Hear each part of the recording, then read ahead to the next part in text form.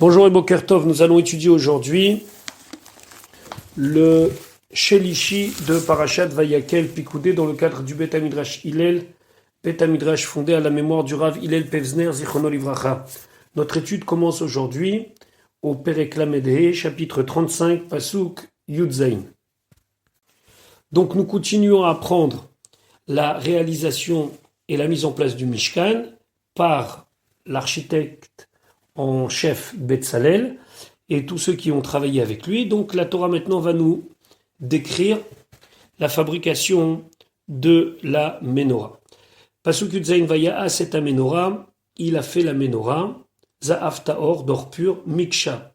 Elle était battue d'un seul bloc, c'est-à-dire qu'on ne pouvait pas faire les différents éléments de la Ménorah et les assembler les uns avec les autres après. Tout était travaillé à un seul bloc. Asa et la Ménorah, il a fait la Ménorah, pardon. Yercha, c'est sa base, qui d'après certains était une base comme une espèce de petite boîte avec 3 pieds. Vekana, c'est sa branche principale. Gevier, ce sont ses coupes. C'était des petites décorations qui étaient à même les branches. Kaftorea, ce sont des pommeaux, des espèces de petits boutons. Ou Ferachea, et ses fleurs Mimena Hayou, de elles ils étaient. C'est-à-dire que tout était travaillé à même ce bloc d'or. Le Khatam Sofer, il dit qu'ici, il y a une allusion à l'étude de ce que lui il appelle les Chochmot Hitzoniot, c'est-à-dire d'autres sagesses, d'autres sciences que la Torah. Il explique qu'en vérité, la Ménorah représente l'étude de la Torah et notre réflexion dans ce qu'Akadosh Baruch Hu nous a laissé. Et des fois, il faut faire appel à des Chochmot Hitzoniot pour comprendre certains sujets. Par exemple, lorsqu'on étudie Ibour à Chodesh, quand est-ce qu'il faut renouveler un 13e mois de temps en temps pour que le cycle solaire correspond au cycle lunaire. Alors on a besoin de comprendre. Alors lui il dit Mimena Hayu, tout doit venir pour embellir et tout doit venir de la Torah. C'est la raison pour laquelle même les décorations qui sont ici, les fleurs, etc., sont du même bloc que la Torah. Pasuk Utret, Shisha Kanim, il y avait 6 branches Yotseim qui sortaient Mitsidea de son côté. Shelosha Kene Menorah, les 3 branches de la Menorah Mitzida à Echad d'un côté, ou Shlosha Kene Menorah, et 3 branches de la Menorah Mitzida à Sheni de l'autre côté. Donc il y avait en tout 7 branches, une principale, 3 d'un côté et 3 de l'autre. Pasuk Yutet, Shelosha Geviim Meshukadim, il y avait 3 Geviim, donc c'était des formes de petites coupes Meshukadim qui étaient taillées ou dessinées en amande ou avec des formes d'amande, Bakane Aichat, dans une branche, Kaftor Vaferach, il y avait donc un bouton et une fleur, ou Shlosha Gevim et Shukadim, la même chose, ces 3 coupelles qui étaient en forme d'amande, Bakane Aichat dans une branche, Kaftor Vaferach, un bouton et une fleur, Ken les Shechet Akanim, ainsi pour les 6 branches, Ayotzim Mina Menorah qui sortaient de la branche principale de la Menorah. Donc, avec les 6 branches, on trouve 18 Gevim, 18 petites coupelles, 6 Kaftorim, 6 boutons, pommeaux, et 6 Prachim, et 6 fleurs. Ça, c'est en tout.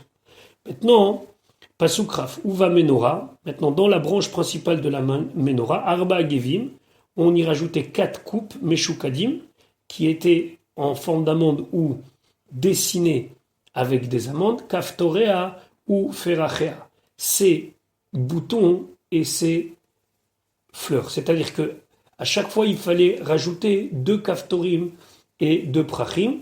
Donc, on se retrouve avec précédemment 6 prachim, 6 fleurs, et donc avec ceux que l'on parle maintenant, ça fait kaftorea ou ferachea, il y en a donc 2 fleurs plus une qui était à la base, donc ça fait en tout 9 prachim qui étaient formés dans la Menorah.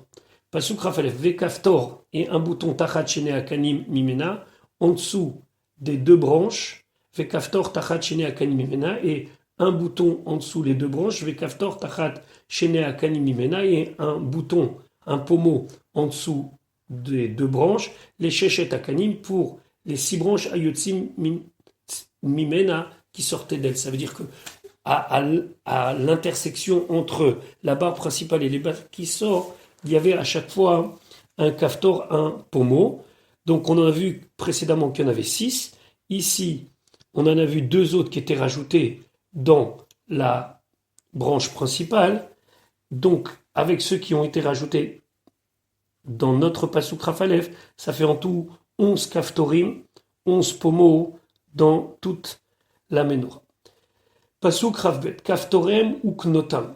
Alors, tout ce qui concerne la Ménorah, c'est-à-dire kaftorem, les pommeaux, ou knotam et les branches, mimena hayu, étaient issus de la branche principale, kula miksha achat, tout était battu d'une seule pièce, za'af ta'or, d'or pur. C'est-à-dire qu'on faisait cette branche principale, et puis après, on taillait à même le bloc d'or tout ce qu'il y avait jusqu'au plus petit détail.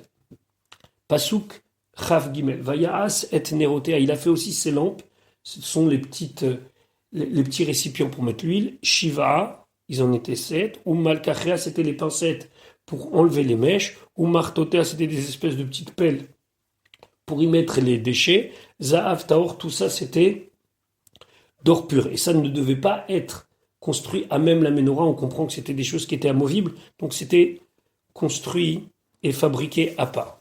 Chavdalet, Kikar Za'av Taor, donc il fallait utiliser un kikar, c'est une mesure d'or pur, Asaota il l'a fait, et Kol Kelea, avec tous ces ustensiles.